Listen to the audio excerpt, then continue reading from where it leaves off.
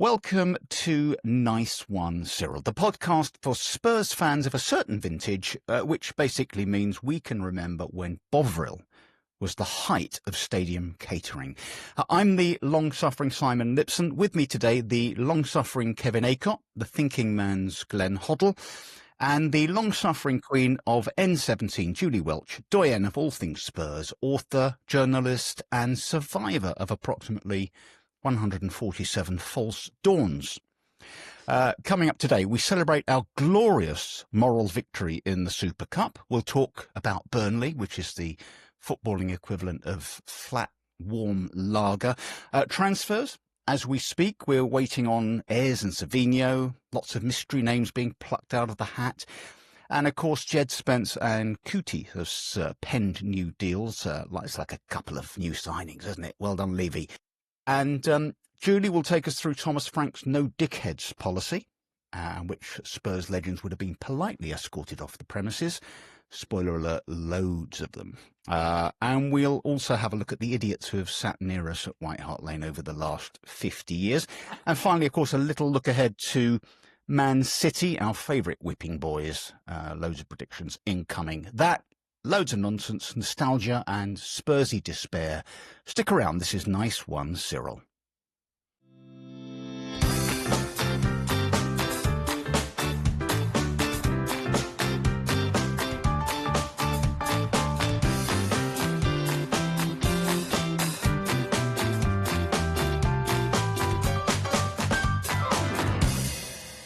So welcome to the first episode of Nice One Cyril. I'm Simon Lipson, and as previously mentioned, we've got two illustrious guests today.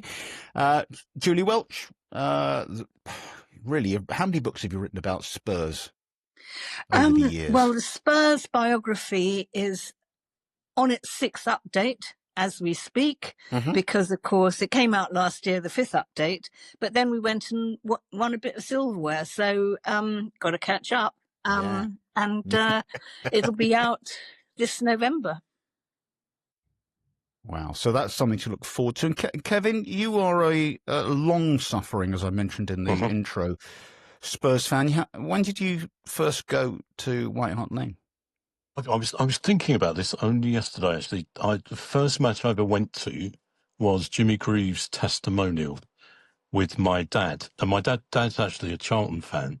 And my grandfather was a Charlton fan, but they moved up to Enfield, and I just couldn't bring myself to support Charlton, but Dad used to take me.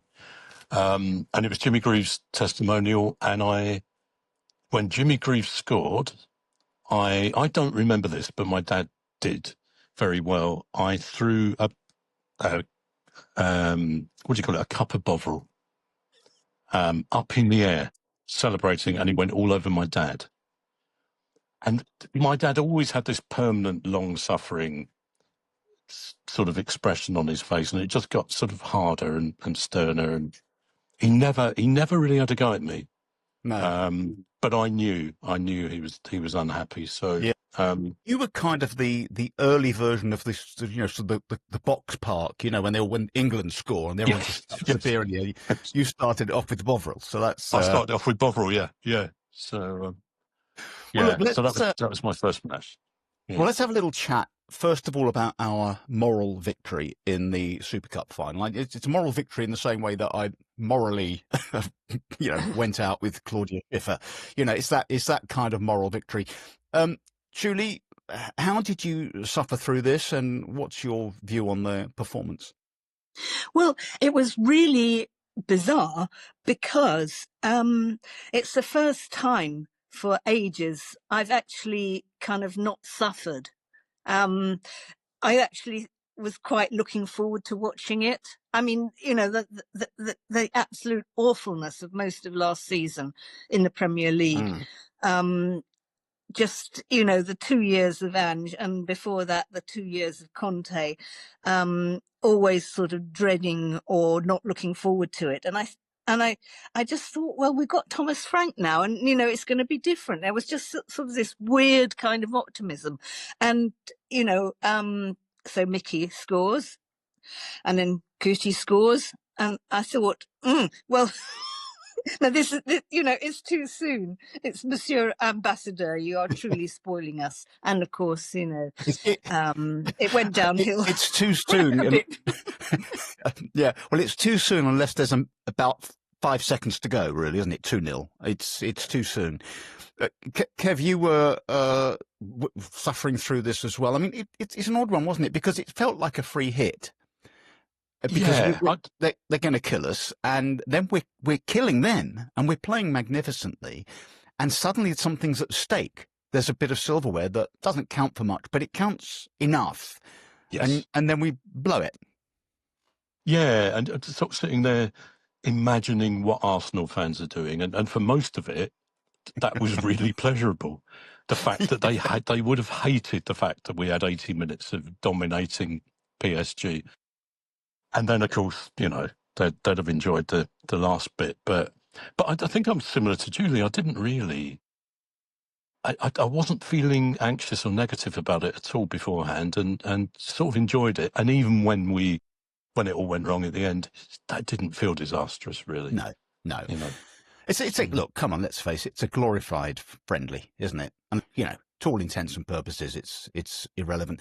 And then, of course, we had, just briefly on the Super Cup, it was interesting to watch a team with a very well defined tactical plan. And I say that as a man, I loved Ange, but it wasn't always apparent with Ange, was it, Julie? I adored Ange. I thought he was fantastic, but he had no sense of tactics at all. And that sort of gung-ho attitude, it was great when, the goals were flying in. But I just feel as though I feel like I've staggered ashore after a shipwreck now.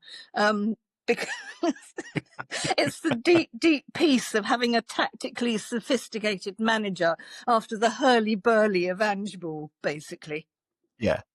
It's kind of discombobulating, isn't it, Kev? I mean, suddenly, and this carried over into the Burnley game where the selection surprised a few people. He stuck, a couple of kids, 3 kids actually in midfield, but Bergvall, Gray, and Pap, and it was the right call. It just he seems to actually create a tactical plan for the opponents as opposed to just whizzing forward and hoping for the best. Yeah, yeah. No, I think as well. I mean, I think the longer there's a gap between Ange's era and now, the more negative I feel about Ange, if that makes sense. I thought they got it wrong when they got rid of him, and I think I'm not sure it's entirely fair that he just had this gung ho attitude. I do think he wasn't a great master of tactics. But I think a bit of an understatement. Yes, yeah, no, I will admit that. I think he did. There were 1 or 2 good examples of him adapting to the team we were playing, and you thought, oh, he can do it, and then he wouldn't do it for the next match, and he did it for the Frankfurt game, didn't he? He sort of half did it for Bodo Glimt, who turned out were absolute crap, and then he did it in the final. And there was a bit of me in the final when I was thinking, I really would like to show Europe that we can play. But then you got to the point where you thought, I don't give a shit about that. I just want to win this now and hunker down and make sure we get over the line, which we just about did. So now coming on to Burnley, you and I were at the game. Kevin, were you there, Julie, or was that? I was actually watching at home. Right. And again, it was the first time I didn't have to get behind the sofa for a long time. So that was nice. Really nice. And it wasn't a bad performance. The first half was a bit patchy, wasn't it? We didn't look after the goal. I thought that we did lose concentration a bit at various stages, particularly second half. I think that Porro tends to lose concentration. I may be wrong, but I just got from time to time a feeling of, oh, this is all a bit flat now. What's going to happen next? But what do I know? What just that miraculous second goal of Richy's. Tremendous, yeah. That's the memory that I'll take away from it. And looking Kudus. back, apparently everyone in the side touched the ball on the way to that goal. Yeah, which is beautiful. Lovely. I mean, it's joyful stuff. Yeah. Stick it on your mantel shelf. My daughter pointed out that someone had said to her that goal was a fine example of Ange ball. Talking of Ange, yes, yeah. And I said, we were just sort of messaging about it, and I said, but the difference was Ange didn't have Kudus, he didn't have a fit, confident Richarlison, and the whole team, I think, is more confident and more sure of itself now than it was under Ange, and some of that's Ange's fault as well. But I think they're right. There was an element of Ange, but that whole team involved in the build-up, the way they were involved actually could have been some of the best bits of last season. But that end result would not have happened last season. No, it wouldn't. We'd have blown it somewhere halfway through the second half. I mean, I think talking about Kudus, because we seem to have acquired exactly the person we needed. He's quite extraordinary, isn't he? His strength on the ball.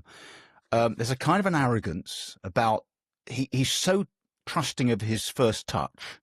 Then he's already holding his man off with his strength and low centre of gravity, and he knows he's going to take the first touch will have the ball tamed, and from that point on, he's got so many tricks and turns, and he's got that sort of off the mark speed which we saw with the that incredible Richarlison goal. Do you think he is, Julie, the sort of game changer we've been missing for too long? He's certainly one of them. We could do with, I think, at least one more. But it's his footwork. His as you say, his low gravity. Just his balance is fantastic. If you compared him to Brennan Johnson, who I love, I have to say, the difference in technical ability is just immense. Brennan actually reminds me a little bit of Delhi. In fact, that, they've got, both have the same ability they know where to be, which is, sort of the prime requirement of a goal scorer. Away from that, you find them a bit wanting or whatever. Yeah. Kudus has just, the most marvelous balance, ball control. He knows where to place his cross. I mean, even if there are no more signings before the window closes, I think he is the crucial one. Yet to have an opinion about Paulinho, who everybody wants to call Paulinho, of course, but it's Paulinho. Yes. I think we haven't seen enough, have we? Really, haven't seen enough. No. I mean, I hope he is that sort of iron barricade in front of the defence that we need. I'm sure he will be. I mean, when he was playing with Fulham, he was absolute mustard. Always wanted him to play for Spurs. It's talking of only Kev and I were texting through the Burnley game, and when Richarlison scored the second goal, I texted Kev to say, I've always said he's a great player, which of course I haven't.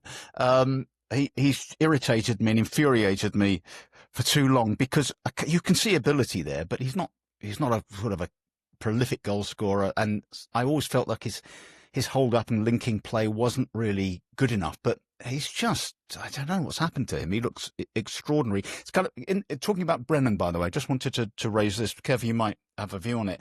I think about, when was Clive Allen's 49 goal season? Was that 80? Oh, hang on, 86? Christ, I don't know. Off the top of my head. It was the year I can't remember, but mid-80s-ish? Yeah, it was mid-80s. And it was David Bleak. He was about... Yeah. The David Pleat era.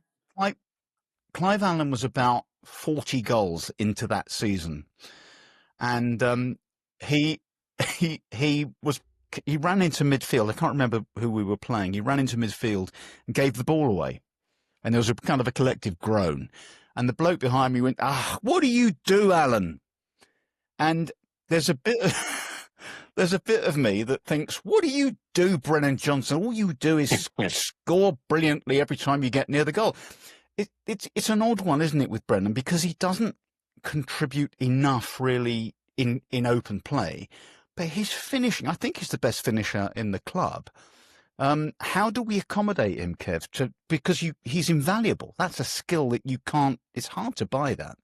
Yeah, I don't know. A friend of mine's a Forest fan, and she sort of they were upset to lose him, but she said he did feel like he never quite did what they felt he was capable of. I think if we had other people scoring, I don't think he'd be in the first. Yeah, agreed. The first team. I don't think he's good enough, to be honest. But we don't have those other people scoring, and you're right. He's really sharp. That goal against Burnley he took that really well. So I don't know. I'd like to think he would be a good squad player, a good player to come on, but not in our ideal first 11, really. No, I feel guilty saying that. But yeah, I think I disagree with you. I think that there is something there which is very necessary. I mean, that bibbly-bobbly goal in that won us the Europa League. Yeah. I mean, that was just classic trademark Johnson, wasn't it? Really? Yeah. I think there are. I was going to say there are two elements to Johnson. One is his anticipation is fantastic. He seems to be in the right spot at the right time. The other thing is I think he's cold when he's in front of goal. He doesn't panic. Where's the goalkeeper? The goalkeeper's there. I'll stick it over there. He very rarely cocks it up, and I just feel like even almost playing him as an inside forward alongside Richarlison. I know screw with the whole tactical setup, but it seems such a shame not to have him in there because that's a gift. I think Thomas Frank is so good at developing players that he'll probably get a tune out of Brennan Johnson, which, nobody has done so far. I'm going to be very interested to see how he progresses this season. I mean, I might be completely wrong. Often am. Never. I've never. I don't think you've ever been wrong in the last 45 years. So I won't take that from you. Let's move on. Let's move on to transfers now. As we speak, Monday evening, the last bit of key ITK information on Twitter was that nothing's happened. Ez is stuck. Ez is kind of stuck in the woodwork. Levy refusing to pay an extra £5.76, and therefore it won't ever happen.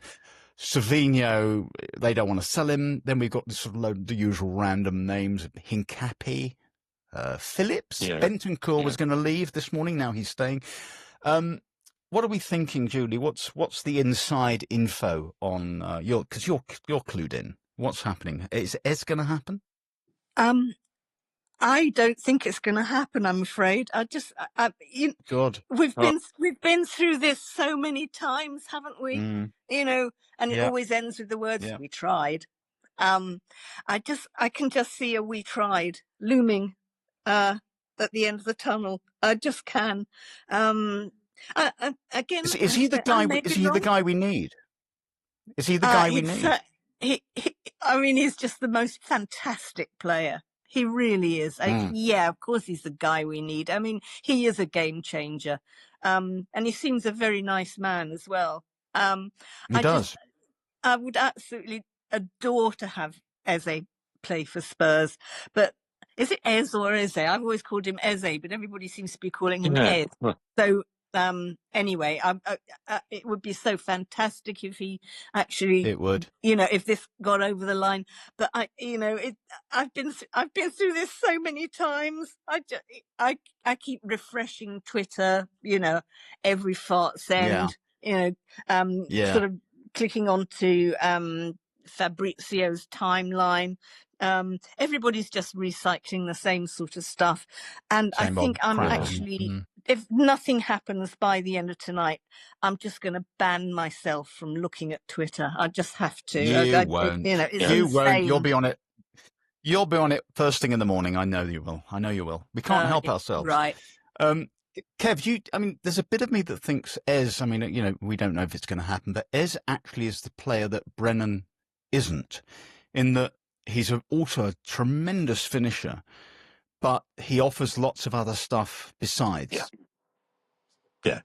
And that attacking creativity, we still don't quite have, that in the current squad in the way that he has, or in the way that most of the top clubs have someone, at least one player who can do that. And I don't think we've quite got it. I mean, Kudus sort of, but he's not that kind of player, is he? No.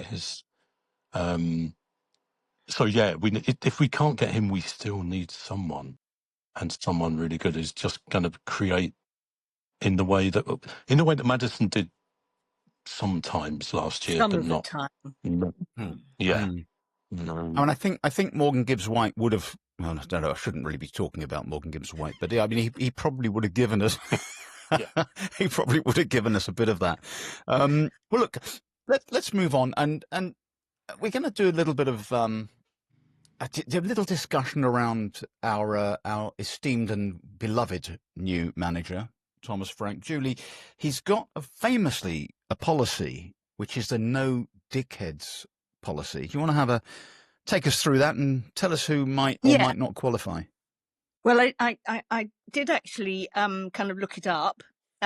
So there's just a couple of sentences I'm going to read so everybody knows what we're talking about. So we're going to talk dickheads or no dickheads. So the no dickheads policy in football is designed to foster team unity, accountability, and humility. And according to this philosophy, a dickhead is someone who puts their own interests ahead of the team's, expects special dispensation, is terminally attention-seeking, and generally acts as though they're the business.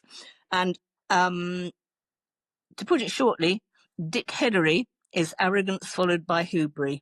You can't be positive on the pitch if off it you're a twat. So now we're going to put the spotlight on Bissouma, I think, who got the axe after turning up late for training once too often for Thomas Frank's liking. So this is Frank's first dickhead. He's the first but of course, dickhead. There are so many dickheads in Spurs history. I mean, but you have to start, don't you, with Tanguy Ndombele? I mean, Frank wouldn't go within a million miles of Ndombele. I mean, just to be vulgar for a moment, Ndombele in the Poch and then Mourinho era, he was the turd you couldn't flush, basically. I mean, when he arrived, summer of 2019, I think it was. I thought, great signing, because Poch actually had, really wanted this player. He'd seen him play for Lyon in the Champions League and thought, this is the man. It started quite promisingly. He scored his first goal, I think, in it was our first match of the season, I think, against Sheffield United. Debut goal. Yeah, it's all go. And then it just, I don't know what happened, but I mean, he wanged on about being homesick for France. He ate all the pies. He never seemed to break out of a walk. Massively, massively overpaid. Poch, of course, disappeared in November, sadly, and we got a Jose. And Jose couldn't get a tune out of him either. And in the end, I mean, I think we just wanted to pay people to take him away. And it was Jose, in fact, who said, sorry, but he doesn't put the interests of the team before his own. And so, yes, Tongi Dombelli was the classic dickhead. Such a shame, because he could have been wonderful for us, and one of the greatest disappointments of the last few years. So, to my shame, I stood by Ndombele for a long time, long after others had dismissed him, because I thought there's so much ability there. But actually, do you know, in a way, I think Kudus is everything that Ndombele could have been. That strength and that the skill and, you know, that little burst of pace, but Ndombele just mentally didn't have it. Kev, who's your dickhead? The one who really springs to mind. Look, the one that springs to mind is a very, very different player, and I have no idea really whether he was a team player or not. I just couldn't stand him. And then he went to Arsenal and West Ham, so I really, really couldn't stand him after that. Was Willie Young. So, and Willie, I've been thinking about this. Why did I resent Willie Young so much? I think it's because I wasn't a very good footballer, and nor was Willie Young, but he got to play for Tottenham. And that seems so unfair. And that's sort of what my thinking was at the time. So, I mean, he obviously had issues because he never played for Scotland. He was barred from ever playing for Scotland because of some incident in a nightclub. I'm not quite sure what. Was that the shirt incident? it was a shirt. Yeah, he threw it. He threw it at somebody. I think at whoever was the Scotland manager at the time, because he came to Spurs quite shortly after that, I think, as I remember going to interview him at Cheshunt, and he spun me this tissue of lies about, you know, how he didn't really throw this shirt at the Scotland manager. You know, it was all an accident. He was, you know, really politely taking his shirt off. And of course, you know, I was completely wet behind the ears and wrote it all up. But absolute dickhead.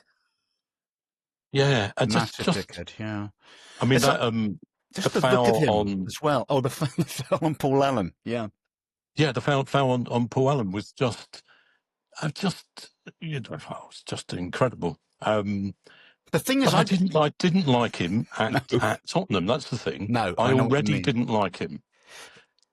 You almost think he wasn't good enough to make to do that foul. You know, on Paul Allen. I don't know how he made it.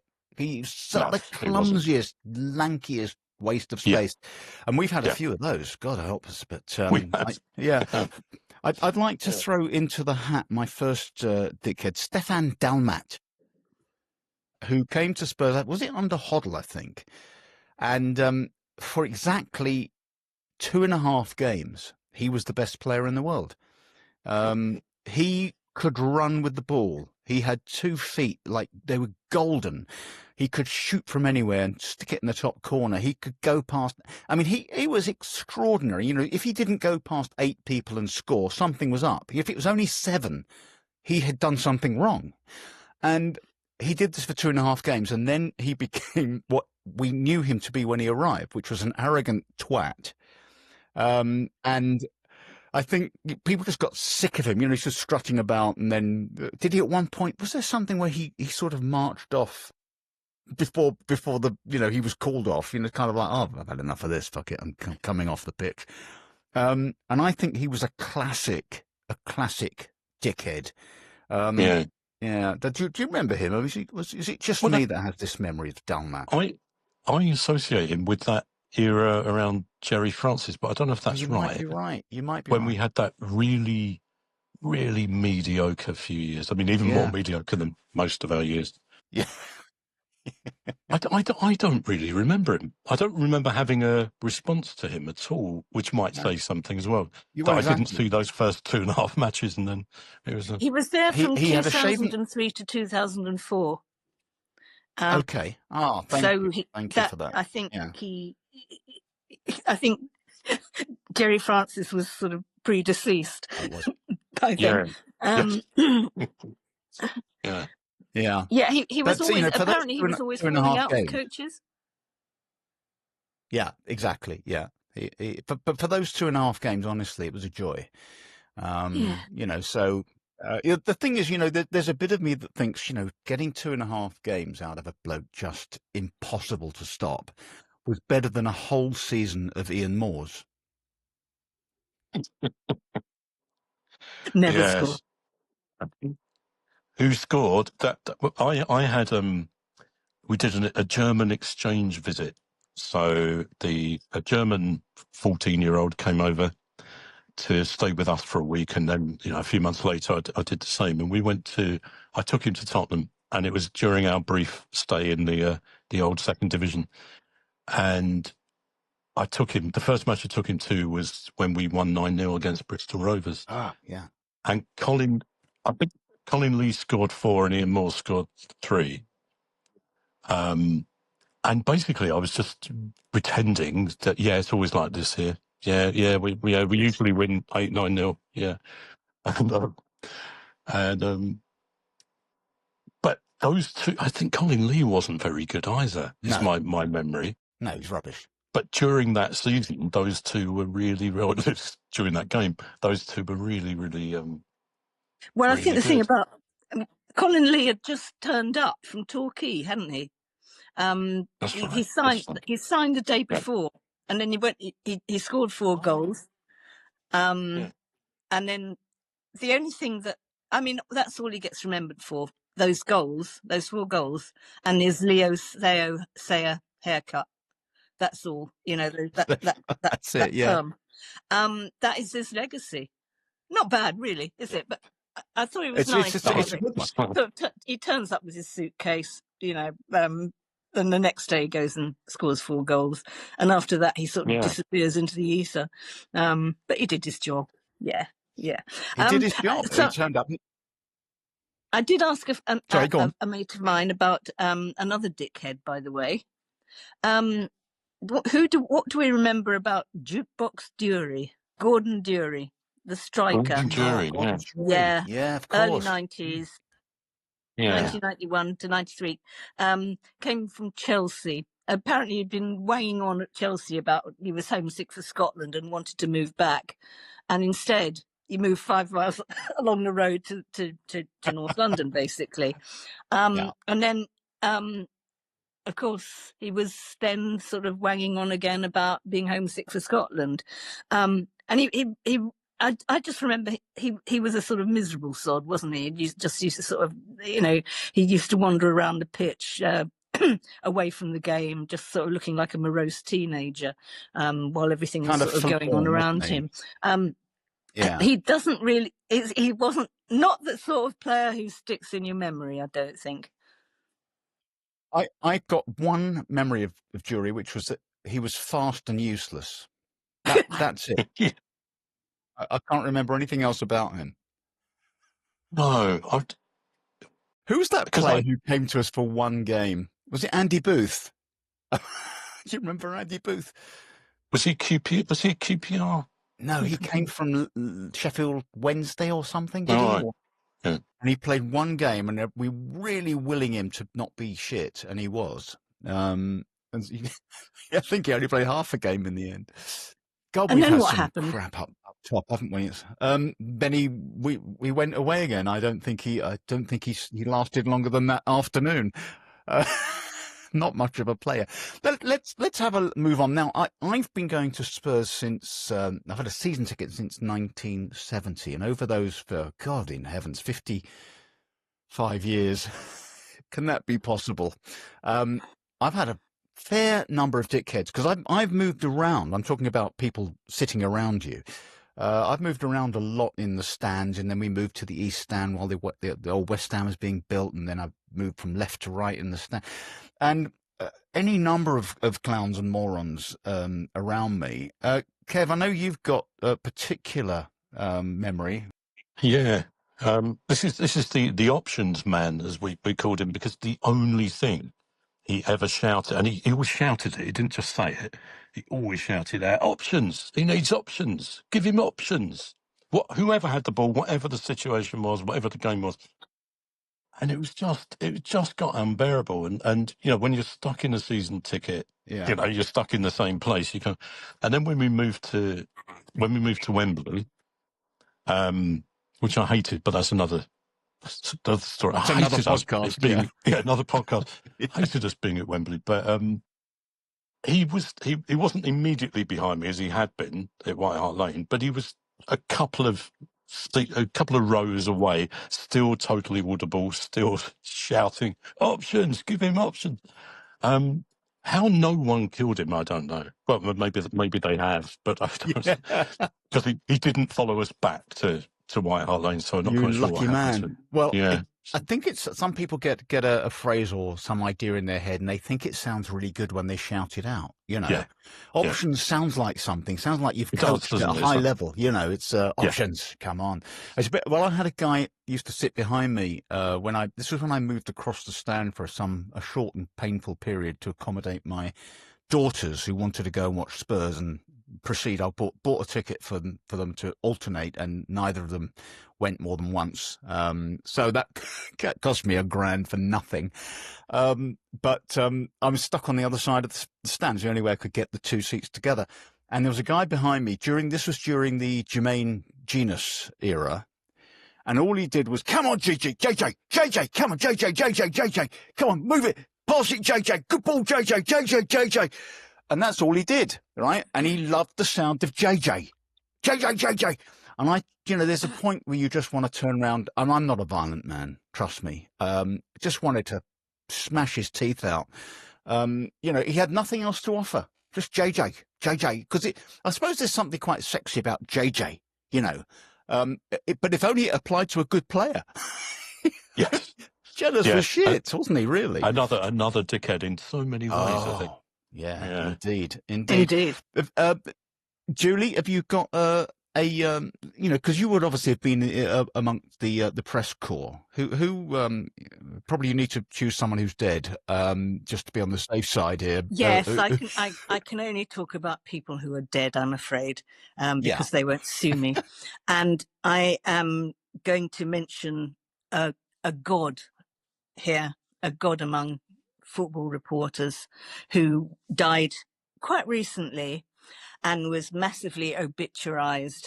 Many people sort of posting admiring comments on social media about him. Bloody Brian Glanville. He made my life a misery. He never bloody shut up. He hated women reporters. And of course, I was the first. So, I was the worst. I was terrified of him because apart from anything else, he would never stop talking. I mean, you've got people like Danny Blanchard, who was absolutely lovely to me. And Danny never stopped talking either. But you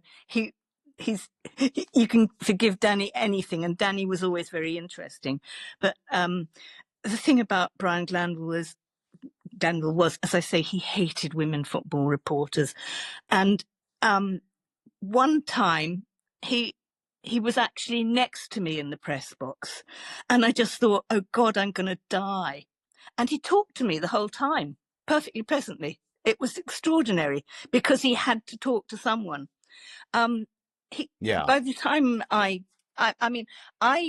took a time out from football reporting, sort of late 80s, early 90s, to raise my family. And by that time, a lot of other very, very good female reporters had, come along. Alison Rudd, Amy Lawrence, people like that, Louise Taylor. And I can remember my first match back was at the old White Hart Lane. And I was sort of sitting there cowering near Glanville. And then Ali Rudd came in to find her seat, and Glanville just sort of muttered, "Women reporters, pah!" And I just thought, oh God, you poor man. You're obviously completely obsessed. It's a mental health problem. He can't. He just couldn't stop. And what? There was one darling reporter called Kenny Montgomery, no longer with us, sadly. He was just lovely. He had very sort of florid prose style. He wrote for one of the tabloids. And he, when there was a sort of winning goal or, somebody scored a brace, his great line was, put the cherry on top of a whipped cream performance. And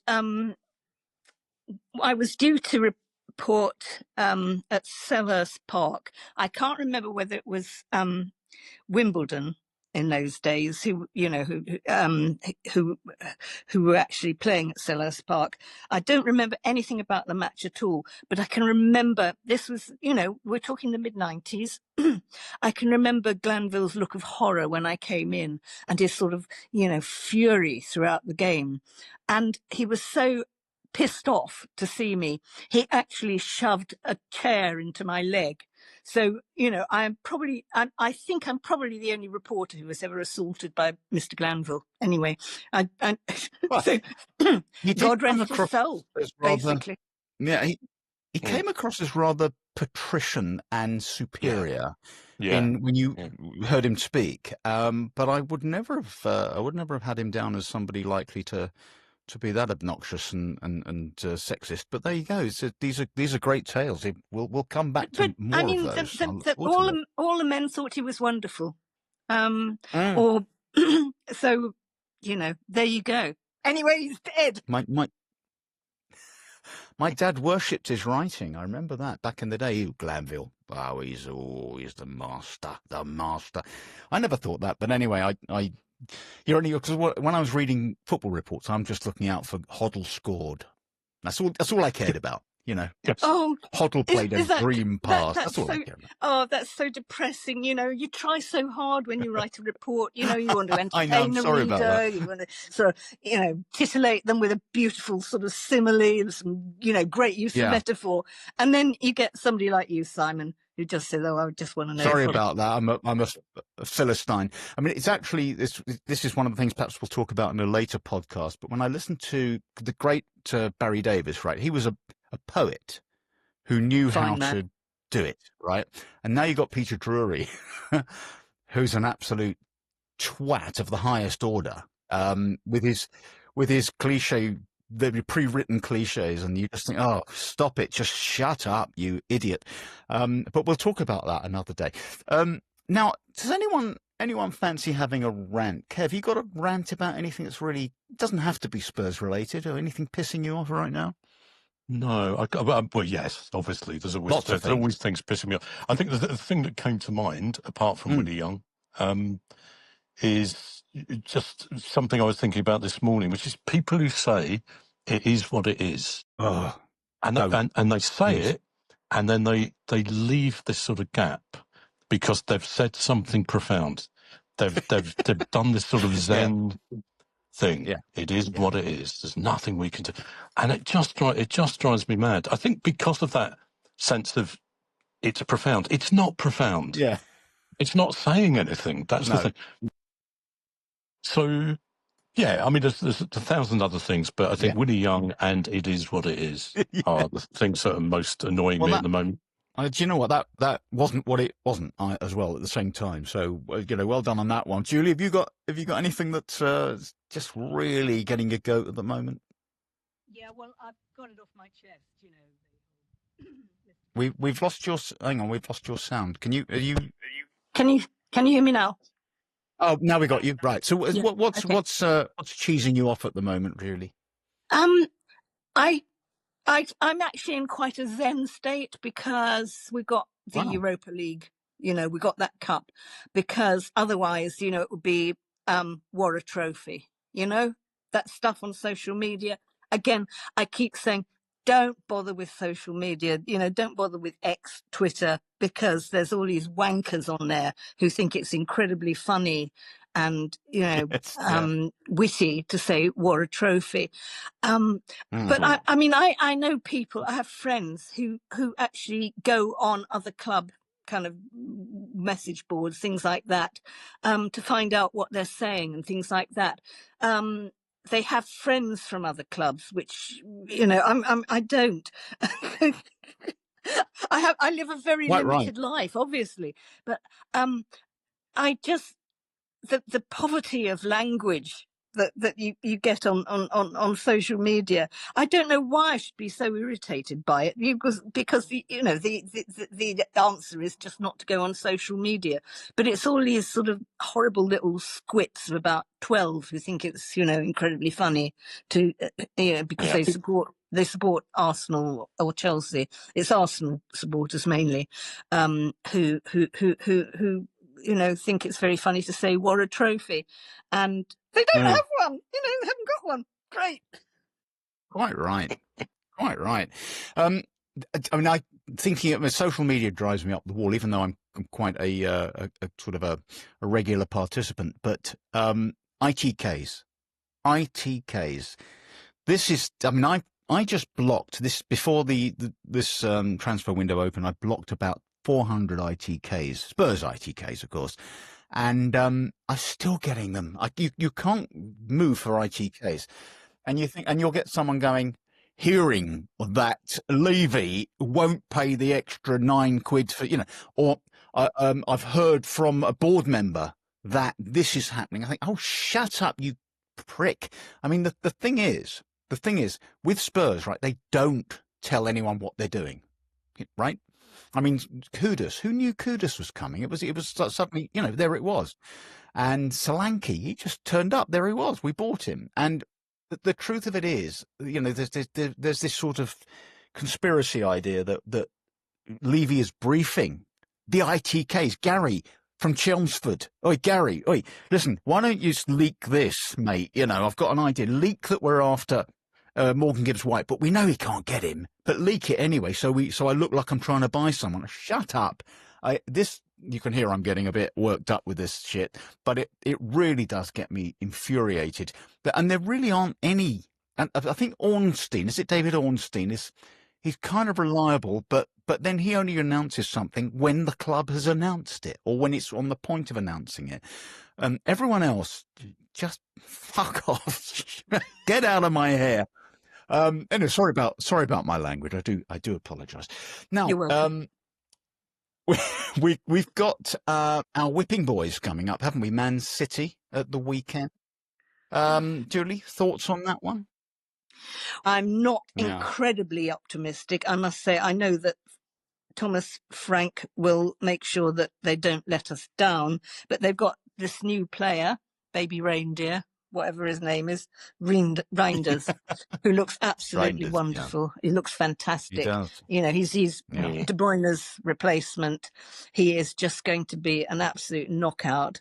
And I think because we're still a little bit empty in this sort of creative midfield department, it's going to not really go our way. So, basically I'm kind of resigned to this it's not going to be a great weekend. What are you thinking scoreline wise? I hope it's not a complete disaster. I think that our defence is much stronger than it was. I think, well, it depends on, Haaland Haaland has got his mojo back. It might be a total disaster. I don't think it will be, because everything is, the defence is much tighter. We're much more disciplined already. But then again, there was that friendly against Bayern where things didn't really go our way. I don't want to say it's going to be I don't want to say we're going to get battered, but put it this way, it's not a match I'd particularly want to watch. I may do what I did last season, which was chicken out an awful lot and go to Waitrose instead. That could be a sensible move. Keep refreshing Twitter from time to time, to see what was going on. Yeah, I mean, Kev, Frank has had a reputation at Brentford, didn't he, for setting up his team to do well against the better teams and not so much against the inferior teams. Is that? I mean, he certainly pulled it out of the hat against PSG, set us up beautifully. Yeah, he did. And I don't know what's your feeling? Do you think that's? I'm going to. We'll lose 2-1. We'll go 1-0 up, and we won't be able to quite hold on to that, and it'll be 2-1. I can't see us getting thrashed. No. And you can quote me on that, because I agree with Julie. I think the defence is stronger.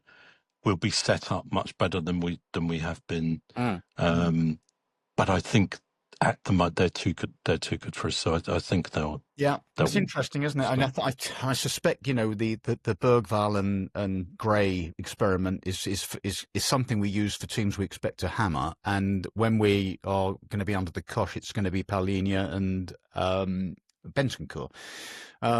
So I'm guessing that's how it'll set up. I'm a bit more optimistic because we always beat them. Come on, let's be honest. I mean, the 4-0 was the classic false dawn, wasn't it? I mean, that's, you know, the oh, hang on, we're going to win the league, and then we probably lost the next match to Ipswich at home. I can't remember, but we did. Yeah. So I'm gonna go for 2-2. I think I'm feeling very positive. Kudus is going to torture Bob, and I like saying Bob because it's such a funny name, isn't it, Bob? And I don't know. I think you know, if we get Richarlison hammering himself around the place, and you know, I don't know. We'll see. Well, look, we'll discuss it obviously next week on the show. Until then. My thanks to Julie Welch. Thanks for joining us today here on Nice One Cyril, and to Kevin Acott, likewise. We'll be back, as I say, next week on Nice One Cyril. Have a good week, and up the Spurs.